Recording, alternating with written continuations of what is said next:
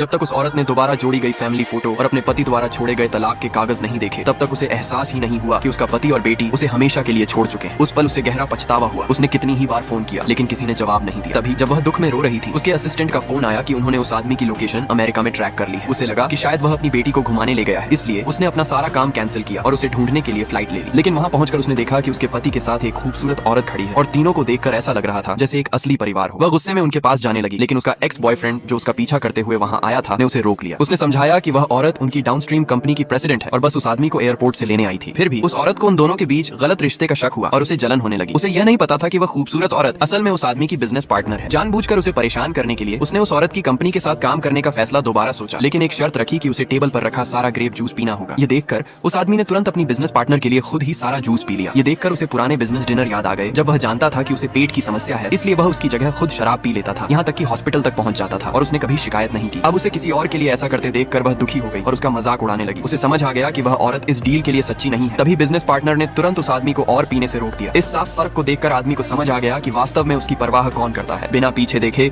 वह वहाँ से चला गया। उसे लगा कि वह बस गुस्से में जा रहा है और अगर वह 3 तक गिनती गिनेगी तो वह वापस आ जाएगा। सच में वह आदमी दरवाजा खोलकर वापस आया। उसने तुरंत उसे डांटना शुरू कर दिया कि वह उनकी बेटी को ले गया और यह एक अच्छे पति या पिता की तरह नहीं है। उसने उसे माफी मांगने को कहा और वादा किया कि अगर वह ऐसा करेगा तो वह उससे दोबारा शादी कर लेगी और यहाँ तक कि उसकी बिजनेस पार्टनर को भी उसे छोड़ने के लिए कहा। लेकिन वह आदमी सिर्फ अपना फोन भूल जाने की वजह से वापस आया था। अब वह औरत खुद को रोक नहीं पाई और उससे पूछा कि क्या उसने बिजनेस पार्टनर की वजह से उसे तलाक लिया। उसने दावा किया कि वह उस औरत से ज्यादा काबिल और खूबसूरत है और 8 साल की शादी और एक बेटी होने के बाद उस बिजनेस पार्टनर को उसे छीनने का कोई हक नहीं है। अपनी बेटी का जिक्र सुनते ही आदमी गुस्से में आ गया। उसने कहा कि उसने कभी भी अपनी बेटी की परवाह नहीं की और वह मां बनने के लायक नहीं है। तभी उसे अपने कर्मचारी का फोन आया जिसने बताया कि उनकी बेटी को स्कूल से कोई लेने नहीं आया। घबराकर उसने तुरंत उसे ढूंढने के लिए कहा। इस मौके का फायदा उठाकर एक्स बॉयफ्रेंड ने उसे नीचा दिखाते हुए कहा कि जो अपनी बेटी का ध्यान नहीं रख सकता वह पिता बनने के लायक नहीं है। अगर वे स्कूल नहीं गए होते तो उसकी बेटी खतरे में पड़ जाती। तभी आदमी को एहसास हुआ कि उसकी बेटी उस औरत की कार में है। ये सुनकर बिजनेस पार्टनर बहुत घबरा गई क्योंकि बाहर का तापमान -30 डिग्री सेल्सियस था। जब वे कार तक पहुंचे